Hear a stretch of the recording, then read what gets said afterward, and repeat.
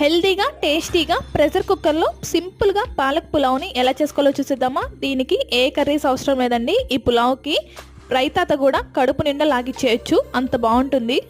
వాటర్లో పాలకూర వేసుకొని 4-5 నిమిషాల పాటు ఉడికిచ్చేసుకొని వాటర్ని సపరేట్ చేసుకొని పాలకూరని మెత్తగా గ్రైండ్ చేసుకోవాలి.